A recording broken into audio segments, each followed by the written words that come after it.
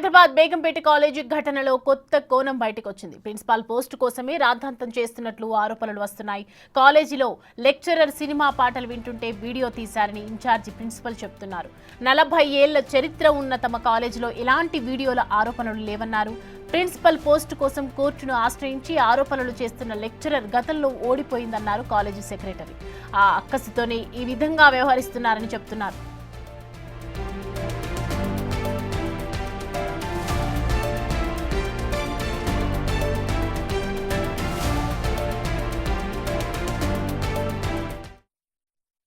పెట్టి 45 సంవత్సరాలు అవుతోంది. మా కాలేజీ స్ట్రెంగ్త్ 2100 ఉండేది. ఇప్పుడు ఈ లెక్చరర్స్ వీళ్ళ సమస్యలు కూడా కాదు, వాళ్ళు స్టూడెంట్స్లో సమస్యలు క్రియేట్ చేసి మా స్ట్రెంగ్త్ని తగ్గించేసి ఇది ఇప్పుడు ఒక దీని నుంచి ఇంకొకళ్ళకి వెళ్తుంది కదండి బ్యాచెస్కి. ఇదివరకు పలానా మహర్షి కాలేజీలో చేర్పించారు అంటే మా దగ్గరికి ఆ జనరేషన్స్ టుగెదర్ ముస్లిమ్స్ వచ్చిన వాళ్ళు ఉన్నారండి. ఎన్నో పైగా ఫ్యామిలీస్ వాళ్ళు మా దగ్గర చదువుకున్న వాళ్ళు ఉన్నారండి. కానీ ఇప్పుడు ఏం జరుగుతుందంటే ఈ కొత్తగా ఈ లెక్చరర్స్ వీళ్ళు స్టూడెంట్స్లో మధ్యలో ప్రాబ్లమ్స్ క్రియేట్ చేసి అవి బయటికి వెళ్ళి బయట వాళ్ళని కూడా ఇన్వైట్ చేసి ఇక్కడ ధర్నాలు అవి చేస్తున్నారండి. ఇదంతా ఇవన్నీ ఏమీ జరగలేదండి. అలా జరిగితే మా దగ్గర ఇలా ఉంటుందా అండి చెప్పండి.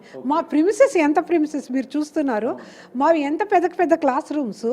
అసలు అలా జరిగే అవకాశం ఏమన్నా ఉందా అండి? ఉంటే మేము ఎందుకు ఉంచుకుంటామండి? ఆ అబ్బాయి నా కొడుకు వయసు వాడండి. ప్రిన్సిపల్ వయసు కూడా చిన్నదేం కాదండి. ప్రిన్సిపల్ వయసు కూడా దగ్గర 55, 56 అండి. ఆ అబ్బాయి వయసు 40 ఏళ్ళు.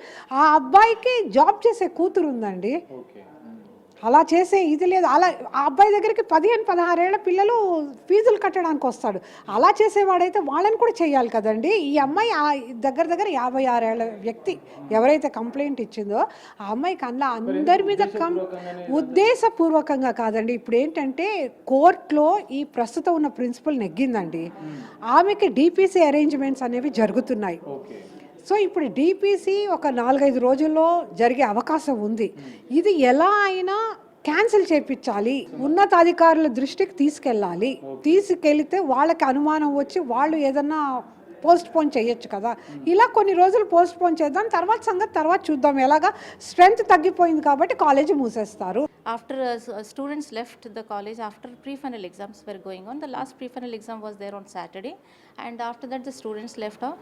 2 of the staff members, they came to the office room, principal's room. In front of the principal room we have an office room. There they were sitting, and one of the madam who has complained, she's putting a song very loudly, and this is happening from past 3 days. So I just wanted to record that. Why? Because I wanted to show my head, my secretary madam, that this is happening. So what I said is, what I did is, actually I was having lunch. Then I took my cell phone. I just wanted to record only the sound of song. So after I was unable to do with myself. So I called Swami. Swami is a clerk there. He was also having lunch over there. I just called him and I told him that Swami, just show me how to record. So he came. When I called, he came. So he took my cell phone, but he is unable to record. So I said, okay Swami, give it to me, I will do that. Then Swami went off. Then what I did is, I just opened my video, because it is not recording. I just opened the video and kept to myself over to the support of my system. That is what it is, just a matter of 2 minutes. So in that she has seen that. So after that she came very hurriedly into my office room, and first thing is, because I was sitting over there, the chair was empty and she was sitting in my chair, principal's chair. So then after that she called some people like that. Anyhow, I was very calm and quiet. I was just having the lunch. All the things are there. Then after that she has just literally thrown my cell phone on the ground.